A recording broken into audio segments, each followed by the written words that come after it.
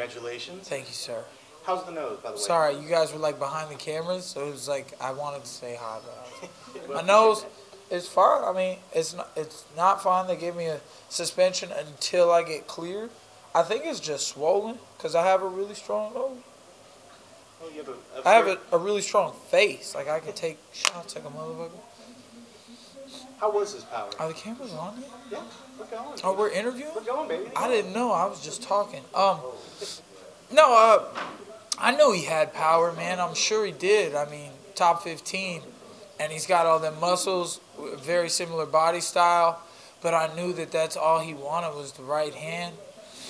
I was setting up the elbows and the left hooks to counter that overhand right, and that's what finished the fight for me. So, I mean, I was never worried about his power. It's just when he took me down, I was trying my best not to get hit because that's the name of the game, right? Try not to get hit. And I think I was pretty successful. He got a couple ricochet shots on the way up when I was getting up, but I got up easily, fast, and got right back to the fight.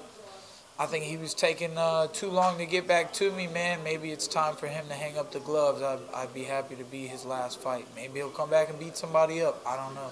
When you were envisioning this fight in training camp, did you imagine knocking Jake Ellenberger out? Absolutely. I mean, that's 10 KOs. Did you imagine knocking him out, though, in that fashion? Because that was one of the more brutal knockouts you'll see. Yes, I did.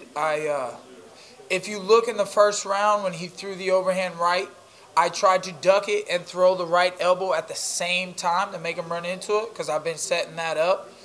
And it just missed. It might have clipped him or hit his shoulder or something. And I've also been setting up the left hook.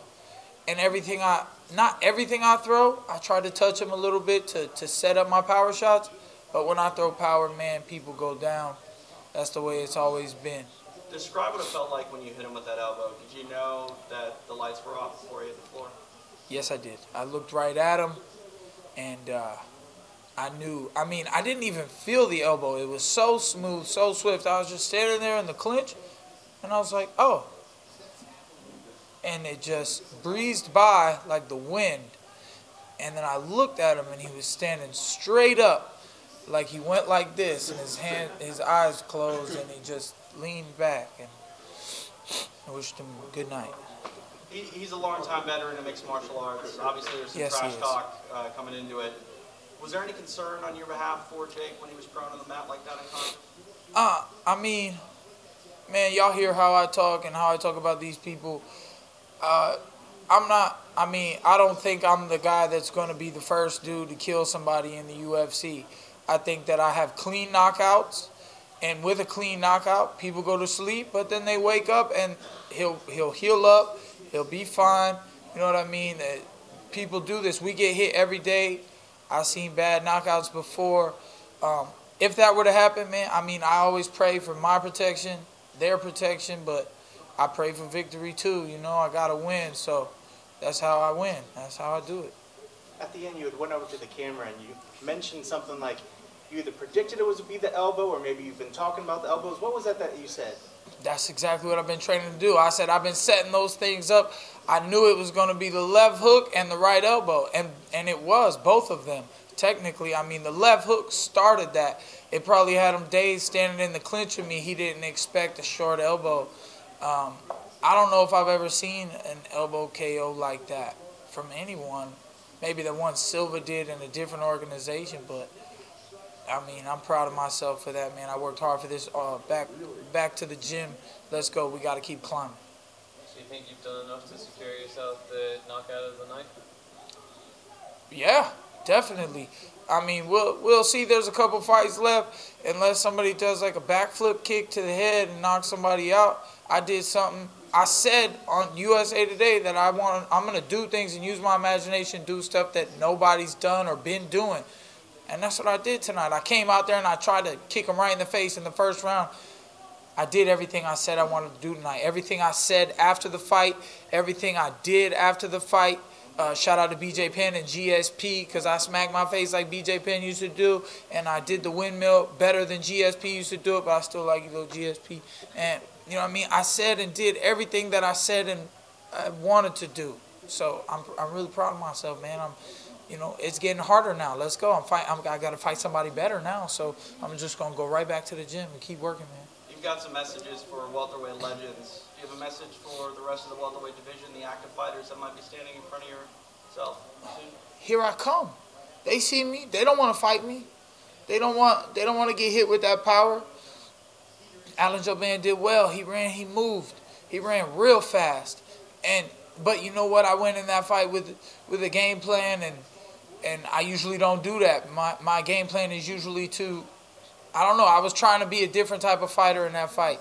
And tonight I came in here composed, acting like I do this every day, because I do. So the rest of you that do this every day, that ain't doing it with me, I'm coming for you, and you're probably coming for me. We're in each other's way. You know I'm climbing to the top. I've seen Tyron Woodley on many occasions, and I think he believes in me. He thinks I'm coming to see him, and I am. You talked about planning that elbow left hook combination. Was there anything after the first round that you changed differently going into that second round? Because the first round was a competitive round, and the second round you really put the wood to it. No, it's just I really got warmed up in the first round, you know, moving around and stuff like that, and the range. I found my range in the second round. That's what happened. I was missing in the first, and I know that I hurt him with some body kicks and the leg kicks. I kept those coming. My corner told me to just keep pretty much doing what I was doing, and I agreed with them. I felt like I was doing well, so I stayed with it, and I kept moving, and I even did better at watching out for his shots in the second. So it just came together for me tonight. You're very vocal about, you know, on Twitter especially, wanting to climb the ladder, and you're trying to go to the top. You just spoke about Tyron Woodley and the rest. Do you have a specific individual in mind going forward, or anybody you want to call out? Ain't nobody doing nothing where they deserve to come, their name comes out my mouth. They can talk about me if they want. If my name come out their mouth, then I'm doing something right. But I ain't seen nothing nobody deserve for me to talk about them. Whoever the UFC want to put me up against, I don't ever say no to y'all. Let's fight. Anybody, anytime, anywhere.